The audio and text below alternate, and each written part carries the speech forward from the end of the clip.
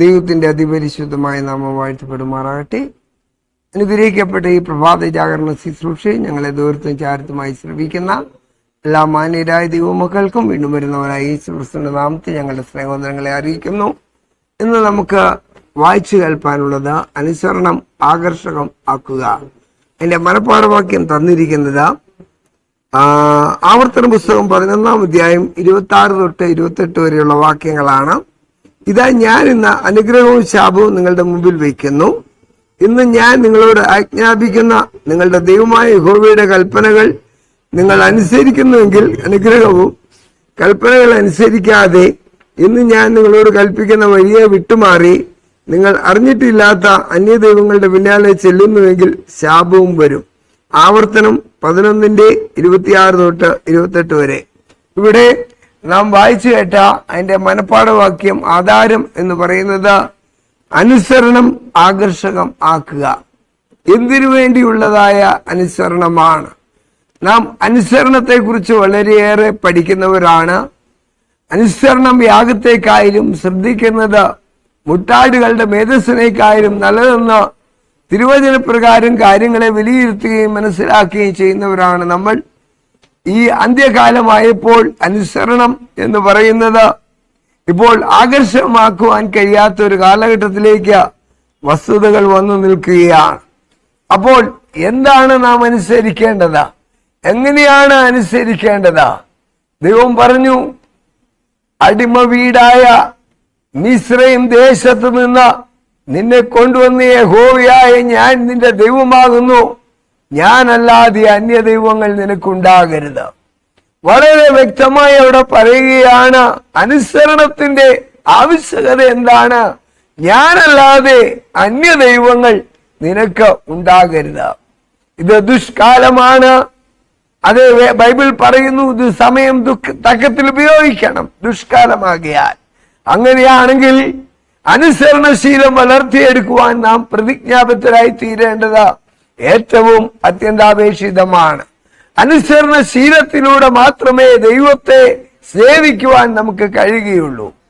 മറ്റുള്ളവരെക്കാളും ശ്രേഷ്ഠന്മാരെന്ന് നാം അവകാശപ്പെടുമ്പോഴും അനുസരണശീലത്തെ ഉയർത്തിപ്പിടിക്കുവാൻ നമുക്ക് കഴിയേണ്ടത് ഏറ്റവും അത്യന്താപേക്ഷിതമാണ്.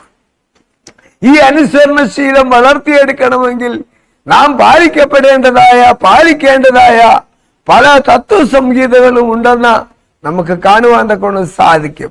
എങ്ങനെയാണ് അനുസരിക്കേണ്ടത്? എങ്ങനെയാണ് കേൾക്കേണ്ടത്? എങ്ങനെയാണ് വഴികളിൽ നടക്കേണ്ടത്? എങ്ങനെയാണ് ജീവിതത്തിന്റെ ഉന്നതിയിൽ എത്തേണ്ടത്? എന്നിത്യാദി കാര്യാദികളെ കുറിച്ച് വേദപുസ്തകം വളരെ ശക്തമായ ഭാഷയിൽ നമുക്ക് മനസ്സിലാക്കി തരുന്നുള്ളതായി കാണുവാൻ തക്കൊണ്ട് സാധിക്കും. അങ്ങനെയെങ്കിൽ അനുസരണശീലം വളർത്തിയെടുക്കേണ്ടത് ഏറ്റവും അത്യന്താപേക്ഷിതമാണ്. ഇസ്രായേൽ ജനത്തെ കുറിച്ച് അവിടെ പറയുന്നത്, അതെ, ദൈവം രണ്ട് കാര്യം പറയുന്നു. ഇതാ അനുഗ്രഹവും ശാപവും ഞാൻ നിന്റെ മുമ്പിൽ വയ്ക്കുന്നു. അപ്പോൾ അതിനൊരു ക്ലോസ് കൂടെ കൊടുക്കുന്നുണ്ട്. ഇന്ന് ഞാൻ നിന്നോട് ആജ്ഞാപിക്കുന്ന അവന്റെ സകല കൽപ്പനകളും അനുസരിച്ച് നടന്നാൽ അനുഗ്രഹവും, ഇതനുസരിക്കാതെ പിന്മാറിപ്പോയാൽ ശാപവും. ഈ രണ്ട് വ്യത്യസ്തമായ ഉപദേശങ്ങൾ ദൈവം നൽകുകയാണ്. കാരണം ഇന്ന് ദുഷ്കാലമായതുകൊണ്ട് തന്നെ തലമുറകളൊക്കെയും നശിച്ചുകൊണ്ടിരിക്കുന്ന ഒരു കാലഘട്ടത്തിൽ നാം വന്നെത്തി നിൽക്കുകയാണ്.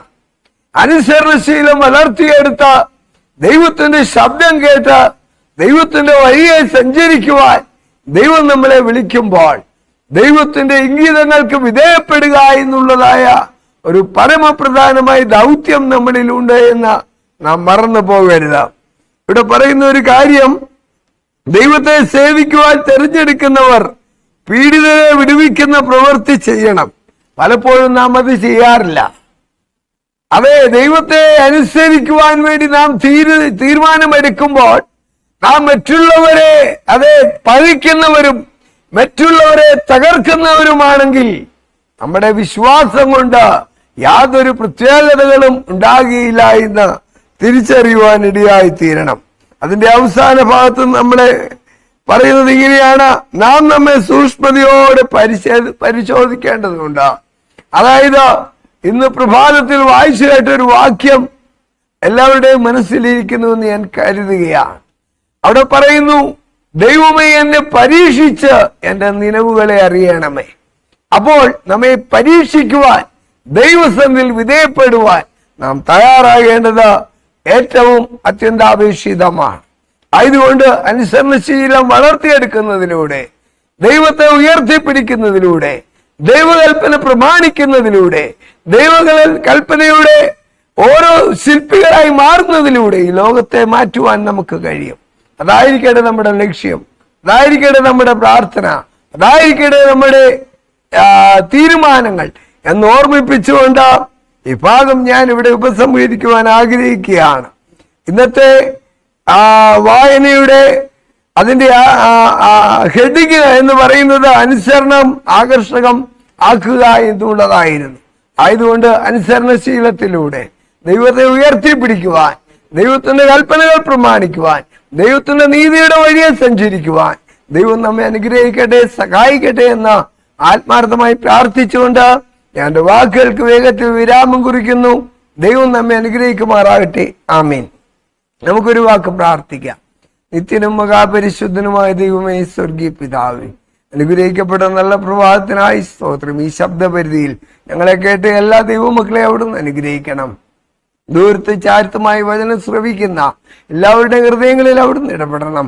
ദൈവത്തിന്റെ ആത്മാവിന്റെ സാമീപ്യം ഉണ്ടായിരിക്കണം. അടിയങ്ങൾ ചെയ്യുന്നതെല്ലാം കൃപയാൽ ശുഭമായി തീരുവാൻ സഹായിക്കണം. കർത്താവ്, ഈ ശുശ്രൂഷ അനേകരുടെ അനുഗ്രഹത്തിനും നന്മയ്ക്കും കാരണമാക്കി തീർക്കണം. യേശു ക്രിസ്തുവിന്റെ വലിയേറിയ നാമത്തില് ഏറ്റവും താഴ്മയടികൾ അപേക്ഷിക്കുമ്പോൾ കരുണയുള്ള ദൈവമേ, കൃപയുടെ യാചനകൾ കേൾക്കുമാറാകണമേ. ആമേൻ. അനുഗ്രഹിക്കപ്പെട്ട ഒരു നല്ല പ്രഭാതം നേർന്നുകൊണ്ട് ഞാൻ എൻ്റെ വാക്കുകൾക്ക് വിരാമം കുറിക്കുന്നു. ദൈവമായ കർത്താവ് നിങ്ങളെല്ലാവരെയും അനുഗ്രഹിക്കുമാറാകട്ടെ. ആമേൻ.